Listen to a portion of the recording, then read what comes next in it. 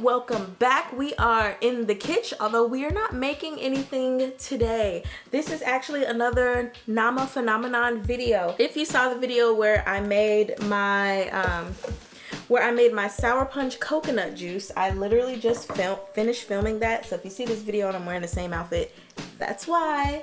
But I wanted to come on here to talk about cleaning the Nama. Everyone's like, oh, you can just rinse it out and you'll be great. And they, they even have their own professional video of cleaning out the Nama. But I wanted to get to the nitty gritty. So bear with me on this episode because there is a vital piece of information that you need to know. The first thing I want to say is that the Nama, yes, it is easy to clean. However, there is a spot that is a little bit more on the difficult side. Now, one of the things that you can do to save you from cleaning one thing is where it catches the pulp.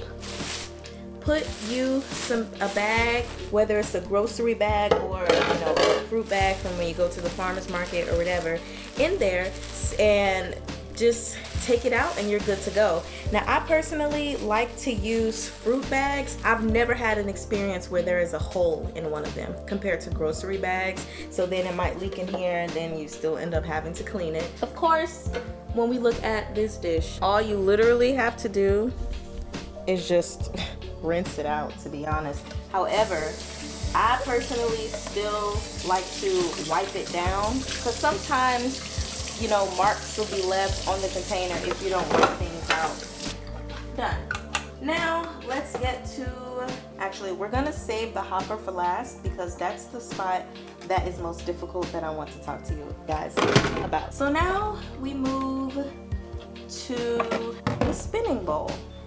That is also very, very easy to clean. You can literally just wash it off and be on your merry way. But I do want to say, and I don't think it's on here right now, so it won't be the best example. Every so often, depending on how often you juice, if I were you, you see these flaps that come on here, I would go ahead and pull this off and clean this and clean in here intentionally, because what can happen is buildup. I did get a little buildup there before, and so I actually took it off and cleaned it. And then when you put it back in there, you'll just see where that entry is. Take the flappy part, push it through there, and then just push it in, and then pull on the other side to make sure it's all the way back in there. So then we move to the Auger, one of the easiest things to clean as well on the Nama. Unless you used a lot of turmeric, then boy, it is a mess. So I'm just gonna wipe this down. With the Nama, you gotta get inside this part right here. So you can just take the brush that comes with it, but you don't have to use the brush. You can just use the little nub at the end to push that fruit out. So the chamber is super easy. As you know, you just open this flap up. Then we're going to, I shouldn't have closed this bag. Actually, the pulp fell out, but you would get the pulp from here and right here. And if there's any stuck, you can take that out as well. You also want to remove the flap that they have here. Rinse that off. And then sit it down in a secure spot. You do not want that to go missing. And then you can just rinse this part off at the bottom. Go inside of the chamber. Now, depending on what fruits and vegetables you use, sometimes you might have to go up in here with the brush, facing upward only. You can't go facing downward. Boom. That is clean. Now, we move to the strainer. You're going to want to pull out anything that might be in the little hole. I personally like to rub just a little bit of dishwashing liquid on the outside and the inside. And then now we move to this glorious hopper, my favorite part. Yay. Don't forget to put this back on the chamber. Pop open the lid, pull it off. If there's anything on the lid, You can rinse that off. Then with the inside of the hopper, I like to go ahead and rinse it off. Try to get any food particles left inside. Just go ahead and get them out of the way. And I'll do the same thing for the bottom. I want to show you guys the problem area, which is going to be a little bit more difficult. So this problem area, or quote unquote problem area that I'm about to show you with the Nama, it is sometimes a little bit annoying, but because of all the great aspects about the Nama, I think that it is well worth taking your time to clean it. So when you look inside the Nama, where the plastic separates from the bottom, it's not immediately where the black starts, but like, can you hear that? There is a separation between this part of the Nama, and oftentimes food particles, your fruits and veggies, will get stuck in this ring going around, and actually you see it right there.